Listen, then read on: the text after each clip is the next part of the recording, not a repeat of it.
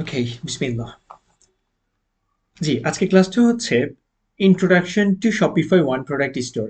তা one product স্টোরটা actually কি? জি, আপনি ঠিকই ধরেছেন।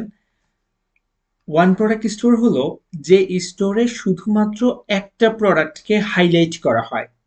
দ্যাট মিন্স ওই একটা প্রোডাক্টই হচ্ছে এই স্টোরের মেইন, আর এই একটা প্রোডাক্টকেই মূলত এই স্টোরের মাধ্যমে সেল করা হয়। ঠিক আছে? তো এই টাইপের কিছু স্টোরি, যেমন ধরুন এই যে রেট্রোপ্যাড, এই যে একটা ওয়ান প্রোডাক্ট স্টোর। দেখুন, কমপ্লিটলি এই একটা প্রোডাক্টকে হাইলাইট করে হচ্ছে এই ওয়েবসাইটটা ডিজাইন করা হয়েছে। আর এরা মাসে মোটামুটি ভালোই একটা সেল জেনারেট করছে, ভালো একটা রেভিনিউ করছে। ঠিক সেম ভাবে এই সবগুলো স্টোরি, হ্যাঁ, ওয়ান প্রোডাক্ট স্টোর। এই যে সবগুলো স্টোরি ওয়ান প্রোডাক্ট স্টোর। তাহলে আপনারা বুঝে গেছেন যে অ্যাকচুয়ালি ওয়ান প্রোডাক্ট স্টোরটা কি। এখন এখানে আপনাদের প্রশ্ন হতে পারে যে ভাই, ওয়ান প্রোডাক্ট স্টোরটা আসলে কেন ডিজাইন করা হয়? এই ওয়ান প্রোডাক্ট স্টোরটা ডিজাইন করা হয় মূলত কয়েকটি কারণে। প্রথম কারণ হচ্ছে, আপনি দেখবেন অনেক ক্রিয়েটিভ মানুষ আছে এই পৃথিবীতে। এই যে USA, UK, Australia, Canada, Germany, France, এই সব কান্ট্রিতে দেখবেন কি আপনি এমনও ক্লায়েন্ট পাবেন যে নিজে কোনো একটা প্রোডাক্ট আবিষ্কার করে ফেলছে। জাস্ট একটা প্রোডাক্ট। সে এসে আপনাকে বলবে যে এই যে দেখো, এটা হচ্ছে আমার প্রোডাক্ট, আমি এই প্রোডাক্টটা সেল করতে চাই, এই প্রোডাক্টটা মার্কেটিং করতে চাই, এই প্রোডাক্টটা গুগলে র্যাঙ্ক করতে চাই। তো কিভাবে করব, কি ধরনের স্টোর বা ওয়েবসাইট বানালে ভালো হয়? তো আপনি বলবেন শপিফাই স্টোর। অথবা সে এসে বলবে যে আমার নিজের একটা প্রোডাক্ট আছে, আমি এই প্রোডাক্টের জন্য একটা শপিফাই স্টোর ডিজাইন করতে চাই, তুমি কি করে দিতে পারবা কিনা? এই টাইপের অনেক ক্রিয়েটিভ মানুষ আছে।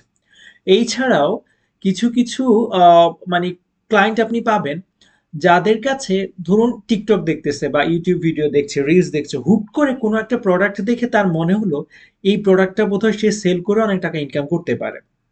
তখন এসে সে আপনাকে বলবে যে আমার কাছে একটা প্রোডাক্ট আইডিয়া আছে বা একটা প্রোডাক্ট আছে, এই প্রোডাক্টটা কি তুমি মার্কেটিং করতে পারো কিনা, অর্থাৎ ওয়েবসাইট বানাই দিতে পারো কিনা? তখন তো আপনি বলবেন হ্যাঁ অবশ্যই, আমি তোমাকে শপিফাই ওয়ান প্রোডাক্ট তৈরি করে দিব। তো ধরুন সেটা ড্রপ শিপিং প্রোডাক্ট হতে পারে, সেটা আপনি আপনার ওই যে সিজে, ডিএসআরস, যে কোনো একটা অ্যাপস দিয়ে এখানে লিস্টিং করবেন, লিস্টিং করে হচ্ছে তাকে একটা ওয়েবসাইট বানিয়ে দিবেন। এই টাইপের একটা ওয়েবসাইট বানিয়ে দিলেন। ঠিক সেম ভাবে ওই যে কেউ একজন আসলো তার নিজের প্রোডাক্ট নিয়ে, তাহলে সেটা কি করবেন, ম্যানুয়াল লিস্টিং করবেন প্রোডাক্টটা। ম্যানুয়াল লিস্টিং করে তাকে হচ্ছে এরকম একটা ওয়েবসাইট বানিয়ে দিবেন। সো আপনারা বুঝতেই তো পারছেন তাই না, যে ভাই, ওয়ান প্রোডাক্ট স্টোরের ক্লায়েন্টের অভাব নেই। অনেক অনেক ক্লায়েন্ট আসবে। এর মধ্যে মোস্ট অফ দ্য ক্লায়েন্ট কেমন হয়, যারা হচ্ছে মোটামুটি ধরুন 60 to 70% ক্লায়েন্ট আসে যারা নিজেদের প্রোডাক্ট ইনভেন্ট করেছে, সেই প্রোডাক্টটা সেল করতে চায়। আর 40 to 30% আসে যারা হচ্ছে কোনো একটা প্রোডাক্ট দেখে তার মনে হয়েছে যে এই প্রোডাক্টটা বোধহয় ভালোভাবে সেল করলে মানে ভালো সেল করা যাবে, একটা বিজনেস বিল্ড করা যাবে ওই প্রোডাক্ট দিয়ে। তারা আসে এই ধরনের ওয়ান প্রোডাক্ট স্টোর ডিজাইন করতে। আবার কেউ কেউ আসে কি বিভিন্ন ফেস্টিভ্যাল, যেমন ক্রিসমাস, আমাদের ঈদ, হিন্দুদের পূজা, এই উৎসবগুলোকে টার্গেট করে যে কোনো একটা প্রোডাক্ট টার্গেট করে সে, যে আমি এই প্রোডাক্টটা সেল করবো শুধুমাত্র। তো সে আসে যে ওই যে ফেস্টিভ্যালের জন্য, ধরুন for the next 3 months, for the next 2 months, আর ফর 1 মান্থ, সে আসে যে একটা ওয়ান প্রোডাক্ট স্টোর ডিজাইন করতে।